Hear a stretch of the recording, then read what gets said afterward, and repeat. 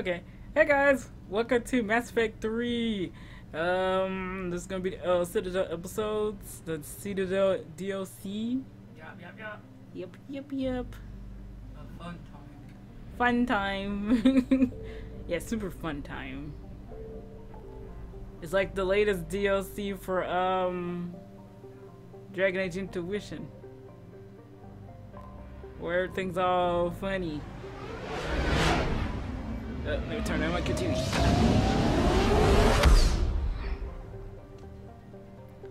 Okay, go visit the apartment.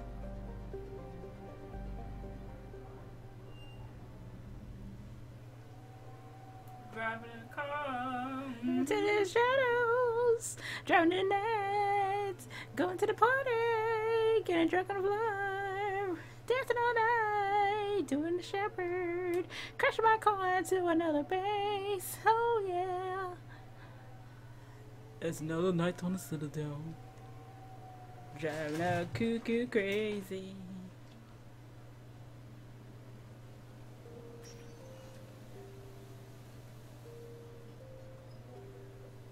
Commander, I've got Admiral Anderson on the QEC. Patching him through to you now.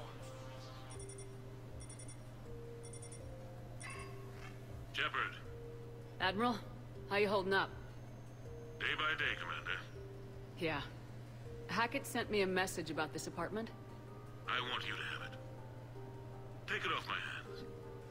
Are you serious? Yeah. You need a place that's yours. Somewhere to recharge, clear your head. Kaylee wanted us to settle down there. Thing is, the longer I'm on Earth, the less I want to leave. And I want as few loose ends out there as possible. Like I said, you'd be doing me a favor. That's very generous. It's practical. We need you in the best shape possible. Rested. Focused. If you say so. Thank you. And make yourself at home, damn it. It's yours now. I'm sure I can manage. Okay, good. Been meaning to do that for a while. I'll talk to you soon. Be careful out there, Anderson. You too, Shepard. Us black people gotta save the world, you know? Yeah, the black person got the biggest apartment.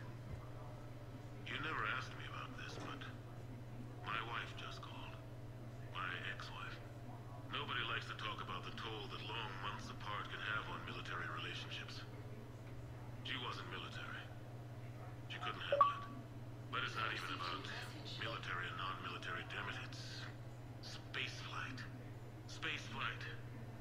Finding the mass relays, miracles of engineering. Human imagination rising to meet our desires. We pay a price for that curiosity, that drive. Our relationships suffer. People we love suffer. But that's reality, and it's worth the cost. I must have thought it was. I guess I still do. In the end, you just have to hope you made the right choices.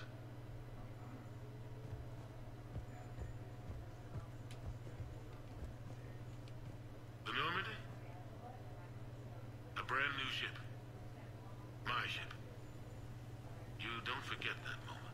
The first time you're standing there. The whole crew looking to you for direction. Unforgettable. I'd led men and women before that. Seen a lot of combat already. Always managed to find my way home in one piece. Do that a few times, you begin to think you know better than the next guy. Maybe you do, I don't know. But if you're lucky, really lucky, you find yourself on a good ship, in front of a good crew. A crew you can trust with your life. Gifted. Disciplined. Brave. All of them. Eager to set sail into the endless black ocean. I still remember my XO asking what my orders were. Shepard, I said. Let's see what we can find. Shepard, I said.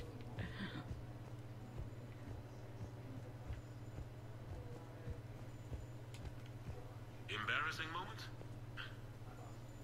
I've got more of those than anyone will ever know. Only way to learn something. But if I had to pick one to share, I had just gotten promoted to N7. Full of myself, king of the castle. drinks for undesirables in some rundown bar in the wards. They toasted my recent promotion. Hell, they would have toasted Batarian slavers if it had got them more drinks. About the time my money ran out, my new friends turned on me. I was outnumbered. Things didn't look good. My plan to get out of there involved lots of punching. Well, that worked for a while. Then a table hit me. Or I fell down. When I came to, I saw a Solarian putting the rest of the troublemakers down. A Solarian? Moved like a damn cat, I swear. When everybody was out cold. Or running. He walked over and helped me up. N7, he asked. Yes, sir, I replied. He looked over my collection of unconscious friends, nodding. Not bad, human, he said. Then he walked away. I had met my first Spectre. Learned an important lesson that day. No matter how good you think you are, there's always somebody quicker, faster, and a hell of a lot smarter than you just around the corner. That little lesson's kept me alive more than once since then. Oh yeah, that was a badass slinger. I wish we saw it fight. Not bad, he says.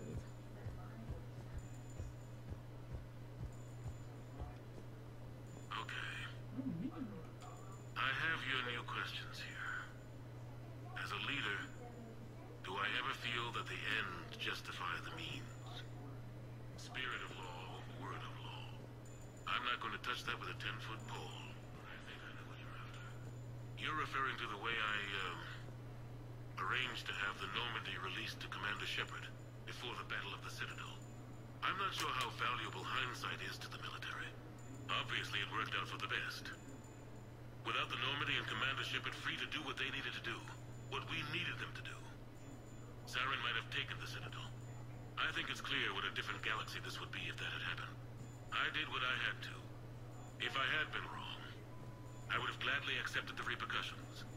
The real trick is never being wrong. If you're looking for more action and less philosophy in these notes, let me know.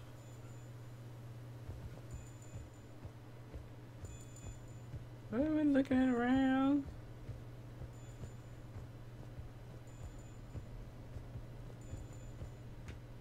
What was that? That was something that flashed. I'm a rare type of woman. I'm sure that, yeah, I'm a rare type of. Sure, I can talk about Commander Shepard. Big topic. There's been a lot written about the Commander, but most of it isn't true. People are quick to judge. They don't know the whole story. I don't even know the whole story. But I know the woman. Worked with her. Fought with her. Trust her with my life. Shepard's had some rough patches. Who of us hasn't? She's been forced to fight a lot of battles alone. God only knows how she got out of some of that. Makes your head spin. Thing is, you never heard a complaint. Never once got, no sir, I can't do that. She never hesitated. Few people know what Shepard's been through. I'd like to think I come pretty close. And I worry sometimes she forgets. There's a whole bunch of people who lose sleep over her getting back home. Maybe it doesn't need to be said. Maybe we're too dumb to say it. Soldiers like the Commander are rare. Women like Shepard, even more rare. Wow, that's amazing. That's why I don't think who's gonna replace Shepard. You just don't know who will or will not. You just like first you're gonna be a little hesitant on this creative character that's supposed to replace Shepard, and then you're kind of like, well, this is my own character, but hearing another person's name instead of Shepard, after all we've been through with her.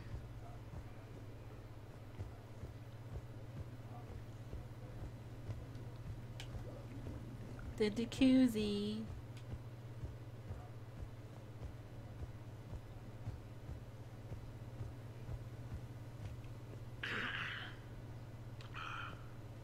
Okay, so, Tombstone data. Admiral David Edward Anderson. Not sure why anybody would be interested, but thanks for asking.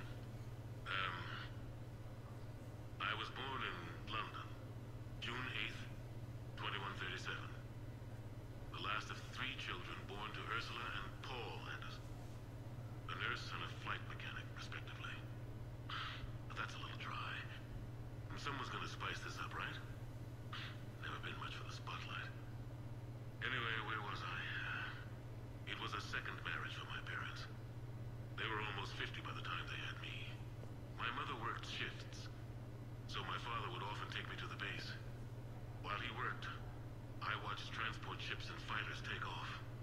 Worked his whole life around space travel, my father. But he never left Earth. Not for a day. He was a good man.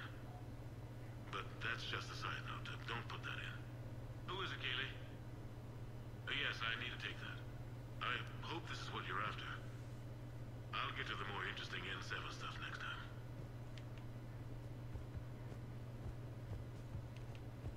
The Turians. Well, I might not always see eye to eye with the politics and the individual. But I have a great respect for the Turian military. Any Alliance soldier lucky enough to take part in their training programs will certainly be better for it. Their precision, skill, and discipline come together in a way that's second to none. Not that I'm faulting our own people or training. It's just that after fighting Turians in the First Contact War, years later, I had the opportunity to observe and train on Palaven. It was a turning point for me. And I would encourage any soldier to try it. It's a unique experience to put yourself in the squad of a Turian commander. My commander was an uncompromising bastard named Bartix Oryx. If you can find him, just ask how the platoon I commanded was trounced in his strategy game. Humbly. But I've used what I learned that day many times. The xenophobes will have their say. But I think it's vital that we do more of this kind of cross-species training. There you go. And if you do find General Oryx, let me know. I owe him money. I owe him money. Ooh, I like the paintings in this place. I really want that. I wish somebody makes at least a big thing of that so I can hang that in my room. You asked me to talk about the SSV Normandy. The Normandy SR-1. As commander of the Tokyo, I was consulted on the Normandy's design and on board for her initial training exercises. The average person probably doesn't know that the Normandy was a joint project with the Turians. Acting CO, Eli Xander, was no diplomat. She ran out of patience with Turian posturing and politicking during construction. The chief architect of the Drive Corps, Octavio Tatum, and his team of Turian engineers were in the CIC for final training exercises. Tempers flared when Xander pushed the limits of the stealth system, waiting to vent the IES well past what Tatum was comfortable with. I tried to calm the situation, but it still ended with the Turian scientist in shackles and a human-Turian fistfight at Cora's den later. Funny now, when I first laid eyes on the Normandy, she was the most beautiful thing I'd ever seen. Day after that training run, Admiral Wright found me on the bridge. She's yours, he said.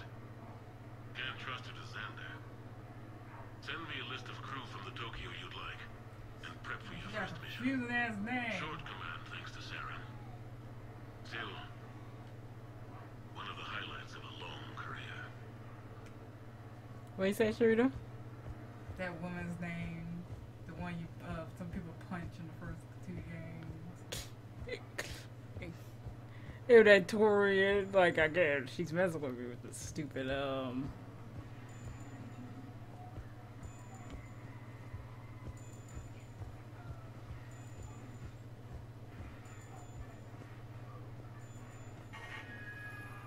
few months ago, I had a chance to sit down with one of Earth's most decorated soldiers, Admiral David Anderson.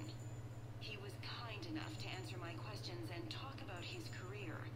Today, the Admiral is on Earth, leading the defense of our home against the Reapers. We have no communication with him or any soldiers on Earth, but we can't forget what they're doing for us. Tonight's show is dedicated to all of the soldiers out there, fighting and dying to keep us safe. Admiral Anderson, today marks the 30th anniversary of the N7 program. Can you describe your first day of training in this now famous program?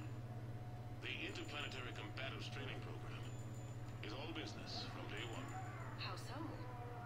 We're given basic gear, then separated and stranded on an asteroid with no nav data. test ends when the last person runs out of oxygen. Sounds daunting. What happens to the ones who run out of air first? Out of the program. The best N7s can survive alone, but work together to survive even longer. That's very impressive, Admiral. Deep space survival training. That has to be so difficult. All of it would take such strength of character. Well, just plain strength. But then you seem like a strong person. I'm sorry. Is there a question in there? Well, does the program make the man? Or do you think you were born for this? It's a bit of both, I suppose. Every soldier reaches a point in their career, sometimes more than once, when they are asked to give more than they ever thought they could. That moment is the test. I've seen men and women, almost sure to fail, persevere long past the point of breaking. That experience changes them. Others, with all the gifts and abilities, fail in that moment. Sometimes they pick themselves up and carry on. Sometimes they're just done. What about you? What was your moment? I've had a few, none of which I'd like to share. But I think the toughest tests are still ahead of me. What makes you say that? Call it a hunch. Soldier's intuition? Something like that. Do you trust your intuition? I mean, do you follow your heart over your mind? Well, it depends on the day. No, I suppose if I were to be honest, I do trust my instincts. The problem is, war isn't orderly. And the enemy is never predictable. Even the most experienced veteran is going to find themselves in situations they haven't trained for. In those instances, and there's more than I'd like to admit, your instincts are the only thing keeping you alive. That, and the men and women you're fighting beside. But soldiers are only as good as their leader. Isn't that true? Yeah. A good leader can make an okay squad great. A bad leader, well, war tends to make examples of them. What makes a good leader then? A good leader is someone who values the life of his men over the success of the mission, but understands that sometimes the cost of failing a mission is higher than the cost of losing those men. That's a terrible line to have to walk. Yes, it is, but war is a terrible thing. Thank you for your time, Admiral. Thank you. The remainder of this interview was to take a more personal look at Admiral Anderson's life. It wasn't finished when the Reapers invaded. We can only hope that the Admiral and the soldiers under his command survive to tell us the rest of their stories. I'm Kalisa Al-Jalani. Thank you for watching. Feels way more calm than she does outside. No, it's fine. I got a few minutes. First contact war? Yeah. I was there. My first real combat. First for a lot of us. I remember one night early in the war, strapped to my seat as our transport approached the LZ. Everyone was dead silent. Just the sound of breathing. Good men. I trained with all of them. We were always joking and horsing around, but not this time. Just the rattle of the shuttle. And that heavy breathing. Everyone was thinking the same thing. We're off to fight alien invaders. Aliens. Think about that. We all grew up wondering what was out there. If we were alone in the universe. Now we knew. We weren't alone. And we were in trouble. So there we were. About to face an enemy as different and unknown as we could imagine. I knew I had to say something, keep the men relaxed. So I turned to the soldier beside me, Hendricks, I think, and asked him how his mother was doing. Fine, he said. Why? Because I heard your mama so ugly the Marines thought she was a Turian. Almost shot her. I got a few smiles. Then Hendricks turned to me and said, Hell, Anderson, I heard it was a picture of your mama that started this goddamn war in the first place. Scared the Turians shitless. Everyone had a good good laugh at that. And the boys fought great that night. Sometimes that's all it takes. A joke, a pat on the back. Just a little reminder that everything's gonna be okay.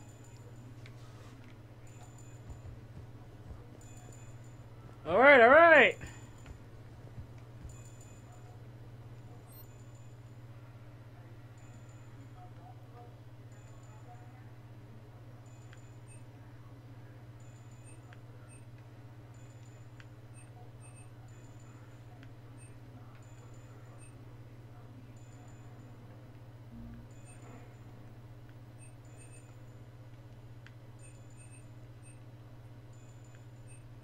Gotta buy more crap, huh?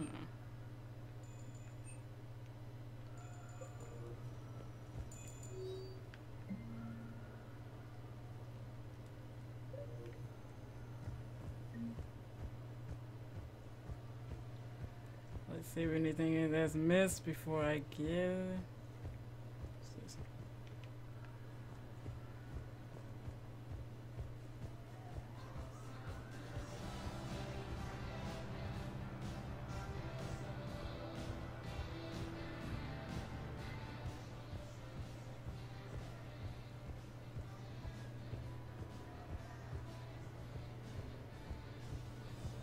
Alright then. Already seen and heard everything. Next up, we're gonna be Joker at the sushi bar.